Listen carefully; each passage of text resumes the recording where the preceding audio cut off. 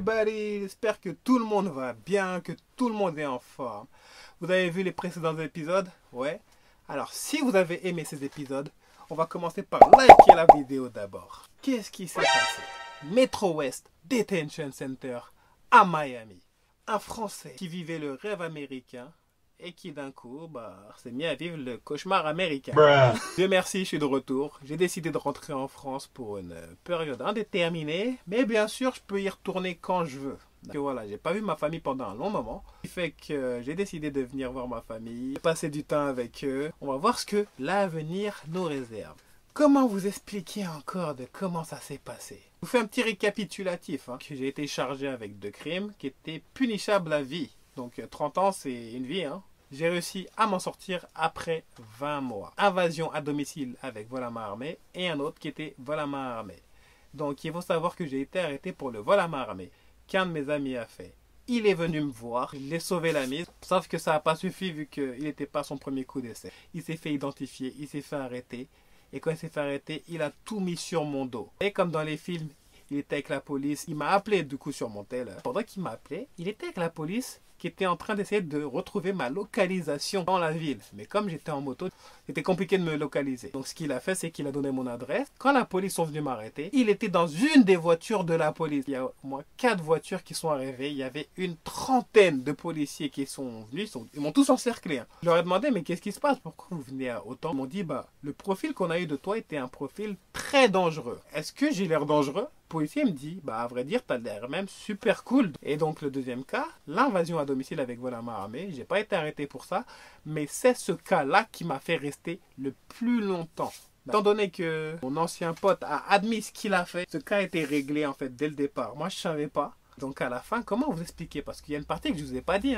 Quand on m'a innocenté avec un deal que j'ai dû signer pour sortir. Ils voulaient pas que je les attaque en justice. Comment ça s'est passé? Sur l'invasion à domicile. Les pseudo-victimes qui ont du coup donné leur déposition. T'as la fille qui a dit, parlant de moi, il est rentré dans l'appartement, il m'a attrapé, il m'a soulevé, il est sorti de l'appartement avec moi et m'a jeté par terre. Je te connais pas, c'est même pas chez moi, j'ai rien à y gagner. Pourquoi je vais faire ça? Le gars a dit, du coup son petit copain, non, je suis rentré dans l'appartement, il était de dos, je l'ai attrapé par derrière avec mes bras en dessous de ses bras et je lui aurais coupé en dessous de son bras ici là. Déjà de 1, je me suis même pas battu avec lui, c'était l'autre gars. Moi j'avais rien à voir avec lui. Version matchait même pas déjà, les deux ont dit quelque chose de totalement différent. Du coup comme je disais, la personne qui changeait la serrure m'a sauvé la mise en disant que non, c'est pas vrai. Je n'ai attaqué personne et je n'avais pas de couteau comme les 2 victimes l'ont dit. Voilà, c'est ce cas qui m'a fait vraiment perdre beaucoup de temps. Comme les victimes ne sont jamais revenues, mais par contre ce témoin a témoigné, donc du coup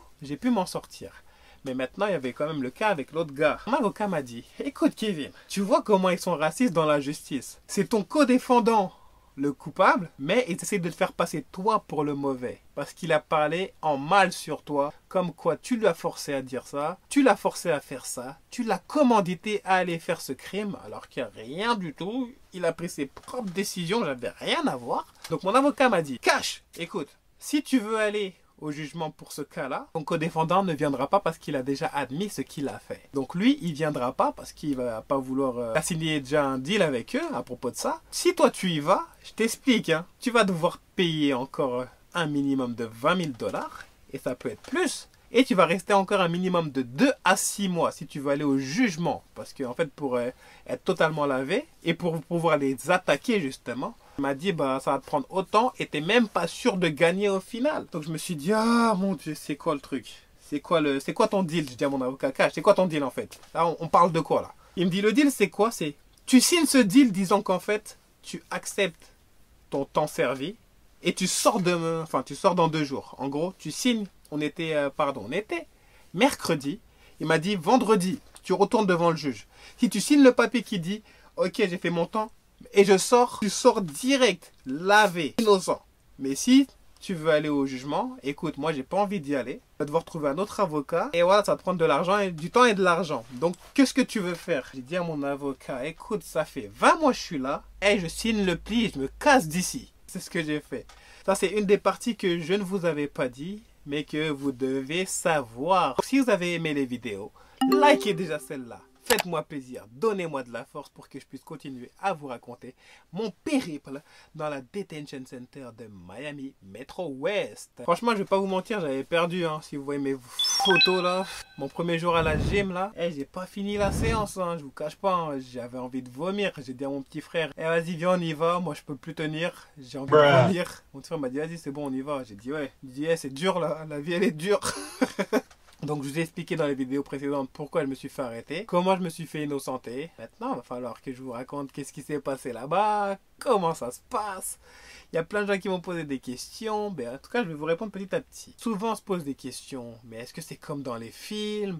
Est-ce qu'il y a des gangs? Est-ce qu'il y a des gens qui se font poignarder, empoisonner? Est-ce qu'il y a de la drogue? Il y a plein de questions comme ça. Je ne vais pas vous mentir et je vais vraiment vous dire comment ça se passe. Déjà oui, il y a des gangs. Principalement, il y a le gang des Bloods.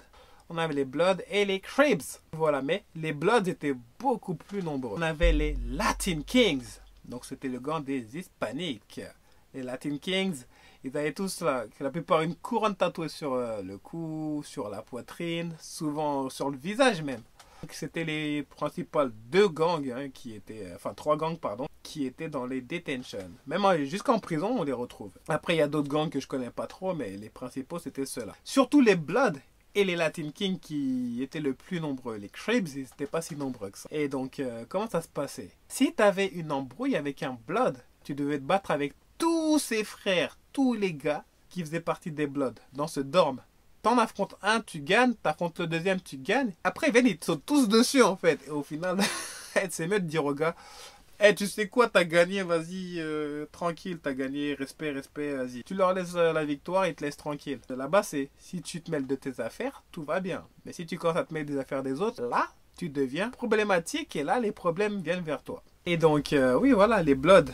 Je les ai vus faire des 5 contre 1, j'ai déjà vu des 15 contre 1, j'ai déjà vu des 10 contre 1. Je vous jure, j'aurais pas voulu être à la place du 1. Moi, j'étais tranquille dans mon coin, personne me provoquait, personne me cherchait, j'étais tranquille. En plus, j'étais pote avec certains Bloods, hein. Je vais pas vous mentir, il y en a, ils étaient cool. Mais voilà, leur histoire de gang, leur fraternité, loyauté, tout ça, c'est n'importe quoi. Vous savez, là-bas, on vous donne du respect parce que vous vous êtes fait enfermer.